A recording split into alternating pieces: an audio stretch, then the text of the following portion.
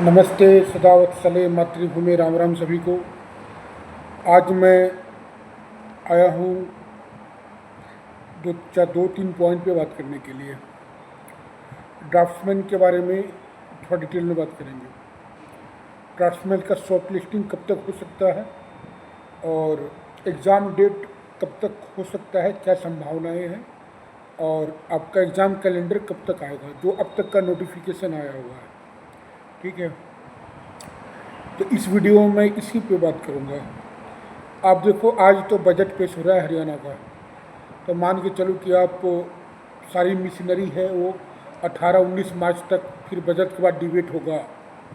तो मान के चलो कि पूरी मिशनरी जो है गवर्नमेंट की, वो हरियाणा 18-19 मार्च तक बिजी रहेगी। ठीक है ना, तो उसके बाद ही आप उम्मीद करना कि आपका शॉर्ट लिस्टिंग होगा और एग्ज़ाम कैलेंडर आएगा। ठीक है ना, तो जहाँ तक मेरे को लग रहा है कि 3rd वीक से लेकर 4th वीक तक आपका एग्ज़ाम कैलेंडर आ जाएगा। ठीक है, ड्राफ्ट्समैन का और बाकी जो जेई सिविल का आया हुआ है, एग्ज़ाम का डेट आ जाएगा, उनका एग्ज़ाम कैलेंडर में मेंशन रहेगा। फिर मार्च लास्ट या अप्रैल 1st वीक तक आपका एग्ज़ाम कैलेंडर आ जाएगा। सॉरी, एग्ज़ाम शॉर्टलिस्टिंग आ जाएगा कि आप 10 गुने में आओगे। एक लड़का है कि वो झूठ फैला रहा है कि पूरे ग्रुप का 10 गुना होगा। ग्रुप का 10 गुना नहीं होगा, अगर होता तो अच्छा रहता, लेकिन कड़वी सच्चाई ये है कि आपका कैटेगरी वाइज पोस्ट का 10 गुना होगा। मान ले कि जो कैटेगरी है, जैसे में कि मान ली कि इलेक्ट्रिकल ड्राफ्ट्समैन है, तो एक है कि टाउन एंड कंट्री प्लानिंग में आया हुआ है पब्लिक वर्क डिपार्टमेंट में। तो पब्लिक वर्क डिपार्टमेंट में जो 4 पोस्ट है आपके अनरिजर्व्ड के, तो 40 बच्चे अनरिजर्व्ड के बुलाए जाएंगे। कैसे? तो टॉप 40 होंगे।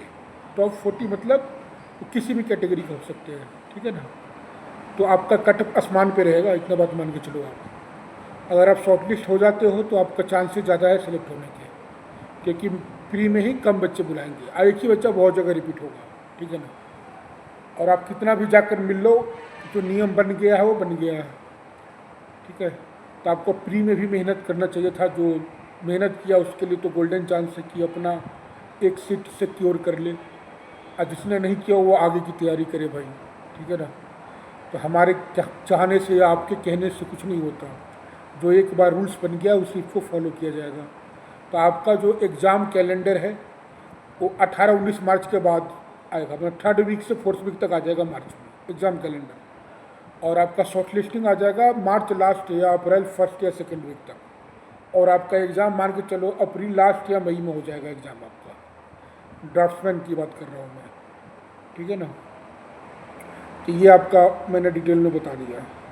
और बाकी जो जेई का एग्ज़ाम है, वो जेई का जो वैकेंसीज है, तो स्टार्टिंग से जैसे स्लॉट में जो वैकेंसीज आई है कि पहले फेस में, दूसरे फेस में, तीसरे फेस में, उसी अनुसार उसी के अकॉर्डिंग आपको डेट मिलेगा।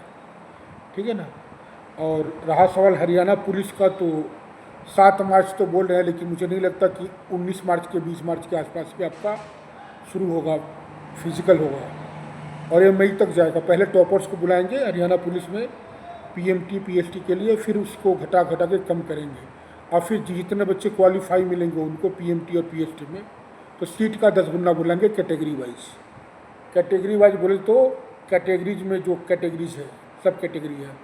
मान लीजिए कैटेगरी नंबर 8 में अनरिजर्व की जितनी पोस्ट है उसका 10 गुना, ऐसे करके बुलाएंगे टॉप 10 गुना।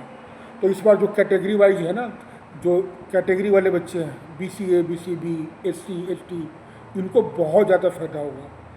EWS BCA BCB इनका अनरिजर्व से कम 6 से 10 नंबर का आपको फ़ायदा मिलेगा। 6 से 10 नंबर, और 10 नंबर भाई, जिन बच्चों का एक नंबर पे रिजल्ट रुका है ना, उनसे पूछो क्या तकलीफ है उनकी। ठीक है ना, लेकिन चलो मैं पॉलिटिकल बातों में नहीं जाना चाहता कि सरकार ने तो शपथ ले रखा है कि छोड़ो, ऐसे बात कहूँगा तो बहुतों को बुरा लग जाएगा। ठीक है, तो कैटेगरी वालों को बहुत फ़ायदा है भाई इस पर।